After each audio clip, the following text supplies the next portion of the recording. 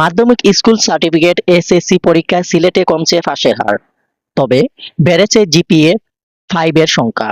এবার পরীক্ষার ফলাফল প্রায় অর্ধেকে ফেল করেছে। এবছর শিক্ষা বোর্ডে পাশের হার 58.33%, অর্থাৎ ফেল করেছে 41.67%। এবছরের শিক্ষা বোর্ডের ফলাফল জিপিএ 5 পেয়েছে 3,836 জন শিক্ষার্থী। গত বছরে তুলনায় পাশের হার কমেছে 10.24%। 2025 সালে সিলেটে পাশের হার ছিল 68.57%। ওই বছরে জিপিএ 5 পেয়েছে প্রায় 3,614 জন। আর 2024 সালে পাশের হার ছিল 73.35%। জিপিএ 5 পেয়েছিলেন 5,471 জন।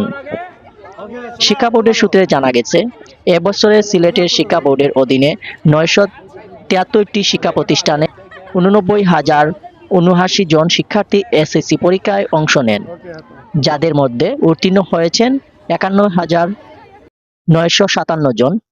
বিভাগে পাস হয়েছে এগিয়ে সিলেট জেলা আর সর্বনিম্ন পাসের হার সুনামগঞ্জ জেলা। গত বছরের তুলনায় শিক্ষার্থী কমেছে 12,198 জন। পরীক্ষায় অংশগ্রহণ নেওয়া শিক্ষার্থীদের মধ্যে ছাত্রী 53,891 জন এবং ছাত্র সংখ্যা 35,530 জন। স্বপন মালাকার, শিবা, সিলেট।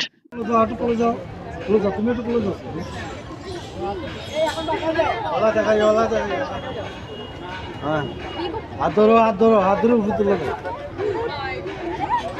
হাত ধরো হাত ধরো হাত ধরো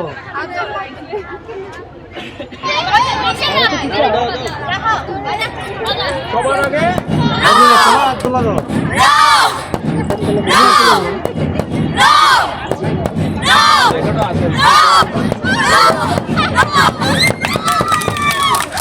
ওকে ওকে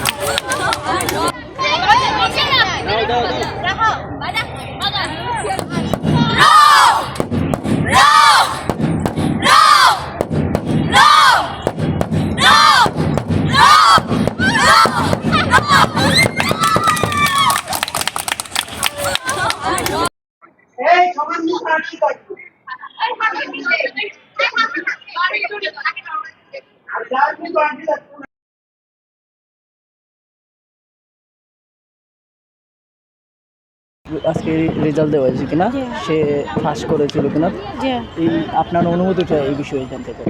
আমার মেয়ে তো পাস করছে, আমি তো ভাবছি না যে আমার মেয়ে এরকম পাস করবে করি।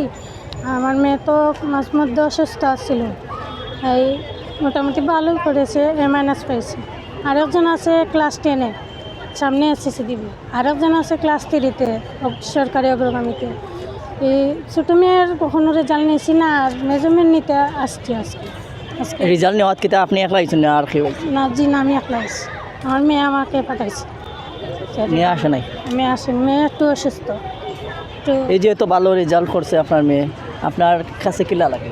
আমার ভালো লাগে, মন চাইলে আমি একটু ভালো কলেজে ভর্তি করার লাগে চেষ্টা করবো, যদি পারি তে ভর্তি করার।